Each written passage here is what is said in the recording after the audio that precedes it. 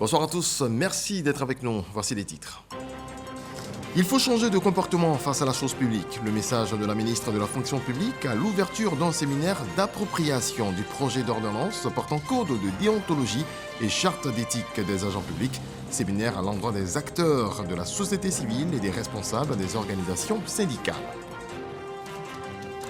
C'est un vaste patrimoine de biosphère de 6800 hectares qui vient d'être restauré. Le ministre des Eaux et Forêts, Laurent Tchagba, a lancé ce vendredi, à travers un planting d'arbres, le projet de réhabilitation de la réserve botanique de Divo. C'est en collaboration avec le Centre international de recherche en agroforesterie. Et puis une information a été donnée par son avocat, l'ancien président guinéen Moussa Dadis Camara, est rentré dans son pays après plusieurs années d'exil au Burkina Faso. Un retour pour répondre mercredi devant un tribunal avec 10 autres accusés de sa responsabilité présumée dans le massacre du 28 septembre 2009 dans un stade de Conakry. Bienvenue. Tout d'abord, les choses seront différentes à la fonction publique. Les agents tournés vers l'efficacité pour une administration publique performante. Un séminaire pour instruire les agents de la fonction publique au travers des responsables des organisations syndicales s'est tenu sur 2 jours à Abidjan. Grâce Kando. Plus de 1300 milliards de francs CFA par an, c'est le montant que perd la Côte d'Ivoire du fait de la corruption. En dépit des campagnes de sensibilisation menées pour lutter efficacement contre ce fléau, le mal persiste. Un séminaire initié par le ministère de la Fonction publique a réuni 2 jours durant organisations syndicales et sociétés civiles pour plancher sur l'avant-projet d'ordonnance portant code de déontologie et d'éthique. Nous allons être des meilleurs acteurs de proximité pour les travailleurs à l'effet de mieux partager son contenu, mais surtout de mieux partager les valeurs d'éthique, de probité, à l'effet que notre service public soit un service efficient, performant, qui rassure. La lutte contre la corruption et la promotion de la bonne gouvernance, une priorité pour le gouvernement. C'est parce que c'est la condition essentielle de réalisation de toutes les ambitions du président de la République, de toutes les ambitions qui sont inscrites dans le plan national de développement, qui sont inscrites dans la vision prospective Côte d'Ivoire 2040 et qui sont également inscrites dans le projet de société Côte d'Ivoire solidaire. Les participants ont été invités à s'approprier ce texte d'ordonnance. Les fonctionnaires et agents de l'État assujettis à ce texte devraient strictement l'appliquer et éviter conséquemment la corruption, la concussion et le détournement des deniers publics.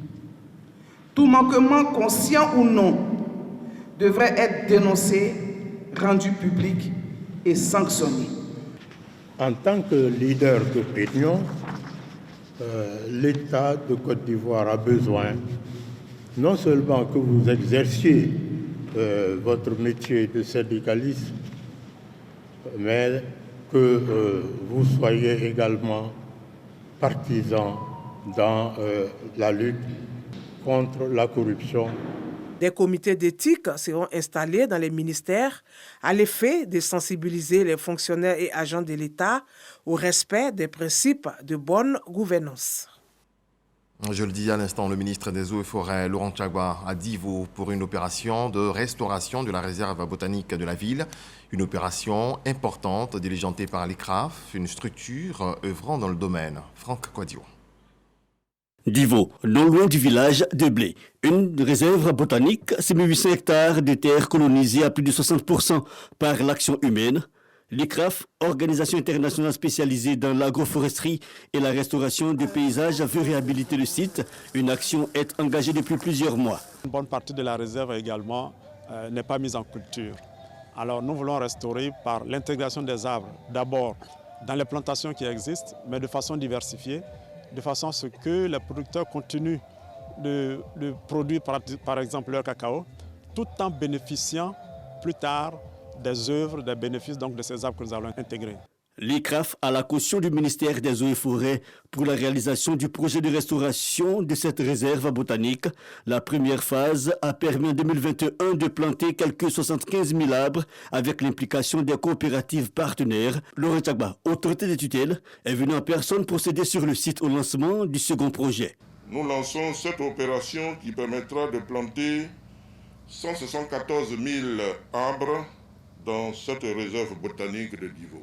Ce projet bénéficie de l'appui du ministère des Eaux et Forêts. C'est le lieu de rappeler que la réserve botanique de Divo est un vaste patrimoine de biosphère de 6 800 hectares. Étant le fleuron de la région du Lac-Guibois, la restauration de la forêt de la réserve botanique est un réel défi qui nécessite la mobilisation de tous. Le soutien du ministère, à son sens, selon Laurent Tchagba, il faut 8 années d'ici à 2030 pour réaliser 20% de couverture forestière pour un coût à hauteur de 616 milliards de francs CFA. L'apport du privé et des collectivités est donc encouragé.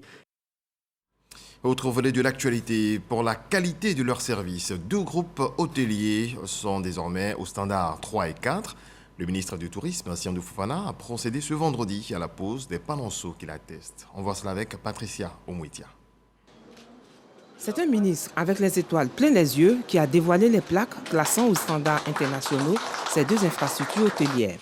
3 et 4 étoiles pour ces 2 réceptifs hôteliers qui ont été soumis parmi tant d'autres à l'inspection et au contrôle en vue de leur classement aux normes internationales. Nous sommes extrêmement honorés de recevoir ces étoiles. Comme je le disais tout à l'heure, c'est le travail acharné de mes équipes qui, depuis 1 an et demi, travaillent jour et nuit pour la réussite de cet hôtel. Et vraiment, je tiens à leur dédier ces 3 étoiles-là aujourd'hui. Nous accueillons avec fierté donc, ces 4 étoiles, ce panonceau officiel. Nous travaillerons d'arrache-pied à toujours mériter la confiance donc, de nos clients. Pour le président du comité de pilotage de la commission, l'objectif est de contrôler 500 établissements hôteliers pour la saison touristique à venir. Nous sommes à plus de 100 hôtels qui sont déjà classés. Les critères essentiels, ce sont des critères internationaux que nous avons ici, qui ont été aussi analysés par nos structures internes au niveau de la Côte d'Ivoire, les structures chargées de la qualité. Et au ministre du Tourisme de rappeler que tout l'écosystème du secteur du tourisme est soumis au caractère obligatoire de l'inspection et du contrôle des établissements hôteliers. Nous allons aller encore plus fort pour dire que tous ceux qui ne vont pas se conformer à cette réglementation et qui ne seront pas classés se verront sanctionnés parce que nous allons avoir à les fréquenter. Un délai sera donné. Passé ce délai, ils tomberont sur le coup de la loi et on fermera simplement leurs établissements. Le classement aux normes des établissements hôteliers procède à la délibération de la Commission nationale de classement des établissements de tourisme installée en février dernier. 2 postes frontaliers pour la Côte d'Ivoire, des réalisations de l'OIM, l'Organisation internationale pour les migrants, et la République du Japon. La remise officielle des édifices s'est tenue à Abidjan au Plateau. Walter Amadou Ouattara. Après une année d'exécution, le programme est dénommé « Renforcer la sécurité et la cohésion sociale aux frontières nord de la Côte d'Ivoire ». RECOSOC fait son bilan. Le point majeur au niveau des acquis, c'est la construction de 2 nouveaux postes frontaliers aux normes internationales à Dioronzo, Somoto, dans le département de Minignan, et à Massala Barala, dans le département de Kong. Il était important d'avoir un tel poste pour filtrer les entrées et sorties dans nos pays. Équiper ce poste de la nouvelle technologie était plus qu'impératif afin de sécuriser le pays. Tous les policiers qui travaillent pourront avoir accès à leur hiérarchie à Abidjan, même pendant des moments de danger, puisqu'ils pourront relayer l'information de manière rapide. En plus de cela, il y a eu un équipement hydraulique au poste pour les besoins en eau, tant au niveau des policiers qu'au niveau des passants. Le ministère des Affaires étrangères du Japon a financé à plus de 600 millions de francs CFA ce projet, dont l'exécution a été suivie par l'OIM, Organisation internationale pour les migrants.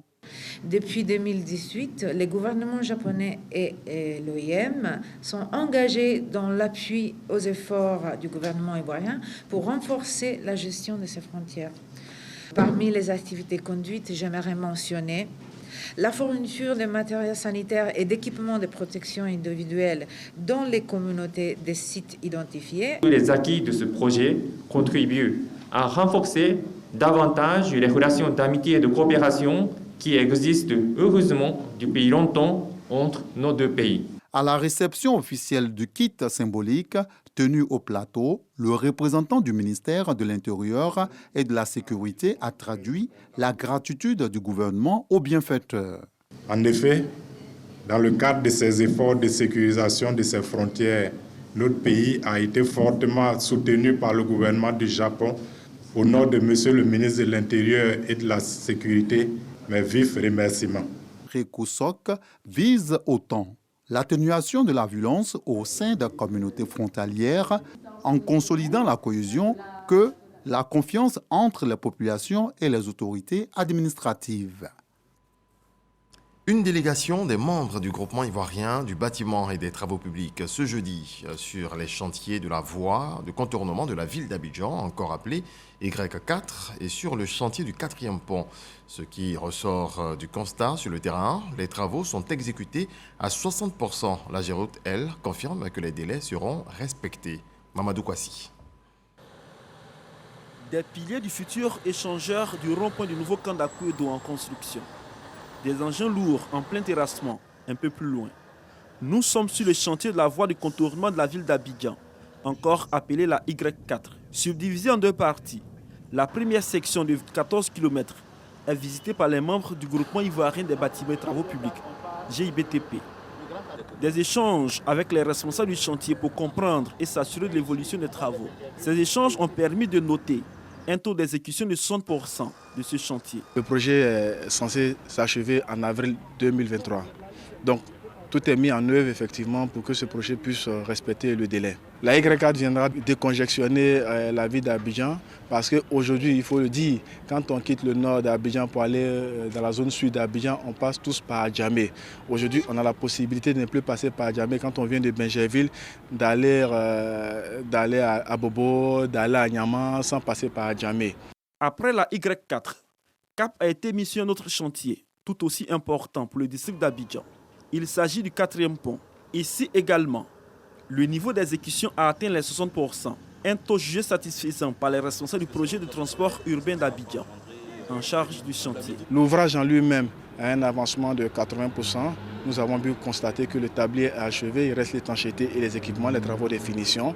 L'ensemble du projet effectivement est à 60% parce que les travaux routiers ont pris un peu de retard à cause de la libération des emprises. Aujourd'hui, comme celui dont on parlait de la Y4, les difficultés sont, aujourd'hui tout est maîtrisé et tout est mis en œuvre pour pouvoir respecter les délais. De la plateforme sur la lagune aux différents échangeurs en construction, les visiteurs d'un jour ont fait le tour des chantiers. Ils se disent satisfaits de l'implication des entreprises ivoiriennes dans la réalisation de ce chantier. Nous voulons féliciter ces entreprises-là qui, avec beaucoup de contraintes, et aussi avec les entreprises qui n'ont pas été forcément livrées à temps, ont pu délivrer des services vraiment très de qualité. Et nous espérons donc qu'elles pourront tenir les délais de livraison. Malgré quelques difficultés rencontrées au début du projet, les responsables du PETUA, projet de transport urbain d'Abidjan, soutiennent que les délais seront respectés pour le bonheur des populations, encore soumises aux embouteillages quotidiens. Fin à Yamoussoukro du séminaire évaluation initié par la Gendarmerie nationale sur l'intégration du personnel féminin en son sein.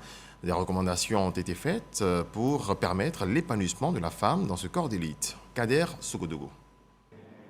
La présence du personnel féminin au sein de la maréchaussée, 8 ans après. Le séminaire d'évaluation relatif à la question s'est achevé à Yamoussoukro. Une présence forte, le général de corps d'armée en 2e section, Gervais Kouakou Kwasi, ex-commandant supérieur de la gendarmerie nationale. C'est sous son air que l'aventure féminine a commencé. Ces pionnières-là, aujourd'hui, nous en sommes fiers. Il s'agit de Adourish Claudia, Diane Nambarakissa, Amélie Yao et Axel Diaouli. Ces 4 premières femmes ont été façonnées, je dis bien façonnées, par le général à l'époque, colonel-major Alexandre Apalo Touré, au sein de l'école de gendarmerie. Elles n'ont pas changé d'un seul iota dans la discipline, la formation qu'on leur a donnée. Le personnel féminin de la gendarmerie doit faire corps avec les exigences de la profession.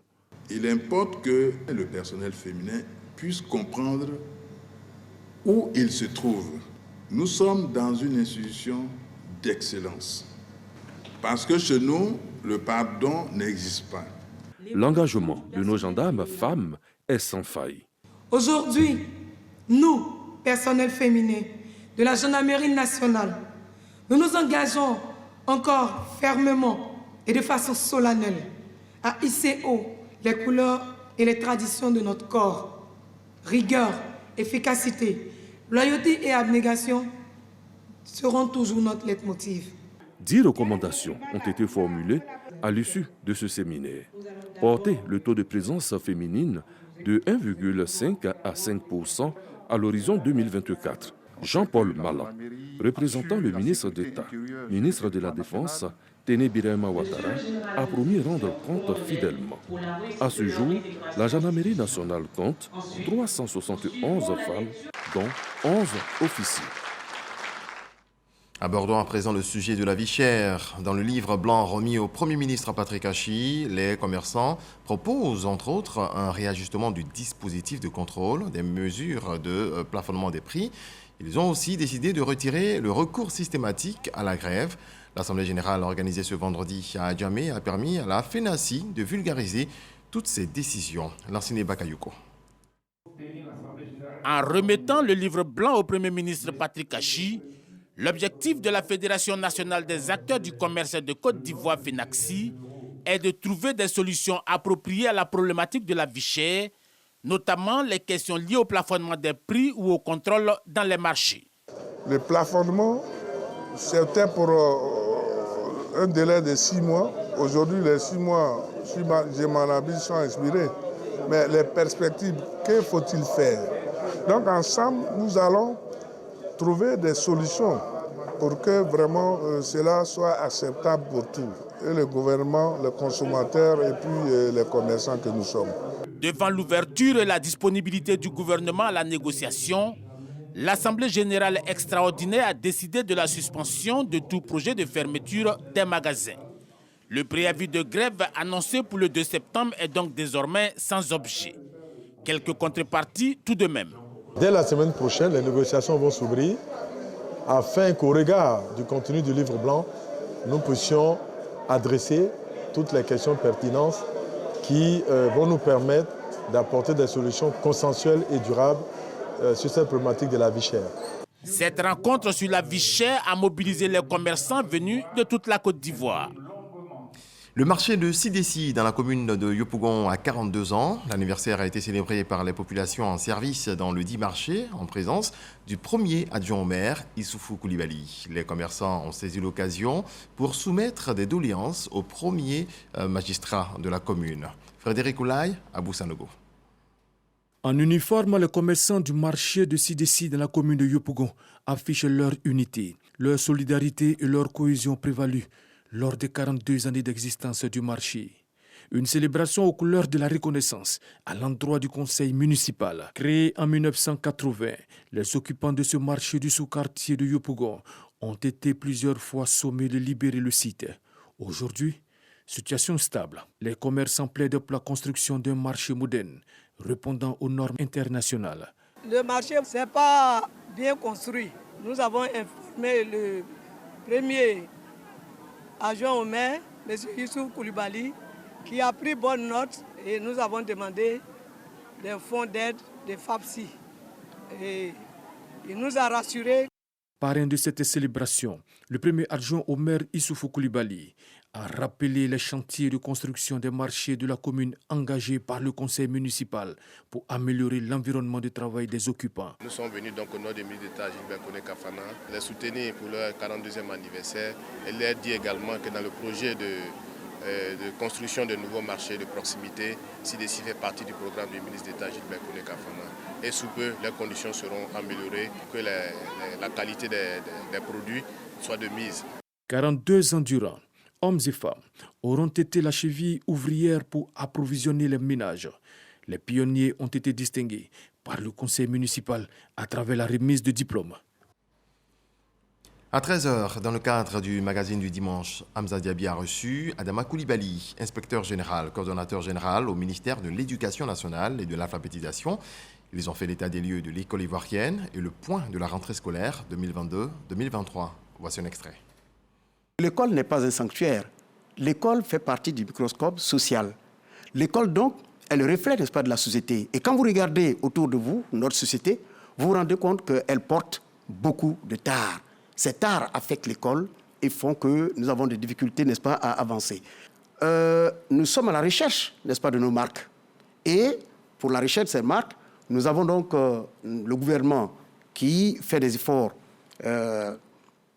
élevés, des efforts forts pour faire en sorte que nous puissions donc conduire le paquebot donc, de l'école à bon port. Nous avons également Madame la ministre qui, à travers, n'est-ce pas, des réformes qu'elle propose, nous permet, n'est-ce pas, de relever la tête. La rentrée s'est déroulée de façon classique. Nous observons que les premières semaines sont des semaines qui n'enregistrent pas une très grande affluence.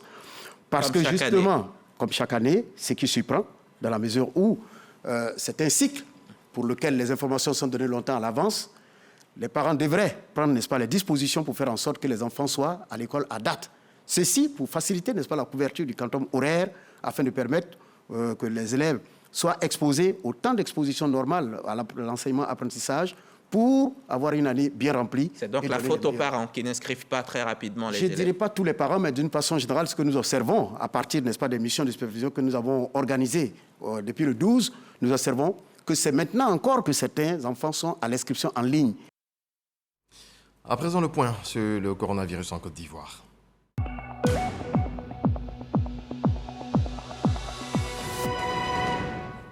Le ministère de la Santé, de l'Hygiène publique et de la couverture maladie universelle a enregistré ce dimanche 25 septembre 2022 6 nouveaux cas de Covid-19, 24 guéris et 0 décès. À la date du 25 septembre 2022, la Côte d'Ivoire compte donc 87 135 cas confirmés, dont 86 277 personnes guéries, 823 décès et 35 cas actifs. Le 24 septembre 2022, 7 718 doses de vaccins ont été administrées. Clap de fin sur la 22e édition du Clap Ivoire phase internationale, concours de court-métrage des jeunes réalisateurs à Abidjan. Le Niger est reparti avec le Grand Prix Kodjo est bouclé. Le prix 8 mois du meilleur film de l'intégration a été décerné à une réalisatrice ivoirienne. On voit tout cela avec Serge Pakom-Didi et Issa Tionayeo. Doumbia Alimatou est la grande lauréate de la 22e édition du Clap Ivoire phase internationale. Concours de court-métrage des jeunes réalisateurs de l'espace UEMOA. Cette jeune réalisatrice venue du Niger a reçu le Grand Prix Kodjo est bouclé avec son court-métrage Weiboho qui dénonce les méfaits de l'excision. La Côte d'Ivoire est repartie avec 3 trophées. Le prix du meilleur acteur, le prix UEMOA du meilleur film de l'intégration remporté par Soumaoro Sénable, réalisatrice du film documentaire sur les traces de mes ancêtres. Do Fousseni est quant à lui reparti avec le prix de la meilleure fiction. Beaucoup m'ont dit, écoute Alima, l'excision c'est un sujet, on en a trop parlé. Alors pourquoi tu parles de l'excision? J'ai dit, bon, je le traite différemment, peut-être que ça va passer. Et là je suis surprise d'avoir remporté le prix et très contente aussi. J'espère que ce prix va me permettre de pouvoir réaliser d'autres projets. Le représentant pays de l'UEMOA en Côte d'Ivoire et la ministre de la Culture et de la Francophonie ont félicité et encouragé les différents lauréats. Nous sommes très satisfaits par rapport à cette 22e édition de Clap Ivoire.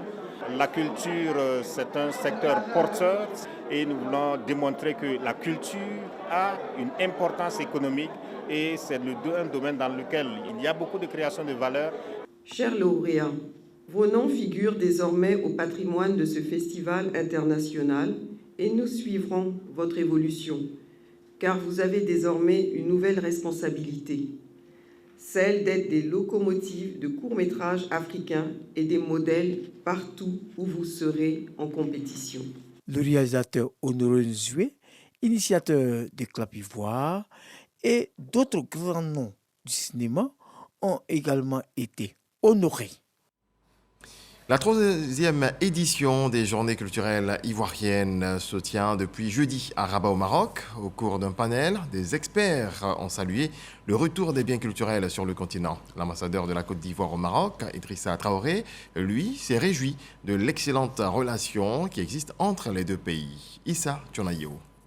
Après 2 ans d'interruption pour cause de Covid-19, l'ambassade de Côte d'Ivoire au Maroc renoue avec les journées culturelles. Et une 3e édition mise à profit pour célébrer l'amitié entre la Côte d'Ivoire et le Maroc. Ce retour des journées culturelles a été l'occasion pour les panélistes d'entretenir l'auditoire sur le retour des biens culturels sur le continent. La restitution des biens culturels est un sujet pertinent qui domine depuis quelques années l'actualité tant culturelle, diplomatique que politique. Il soulève un certain nombre de questions, une problématique variée allant notamment à la muséologie, aux relations internationales, en passant par des questions financières.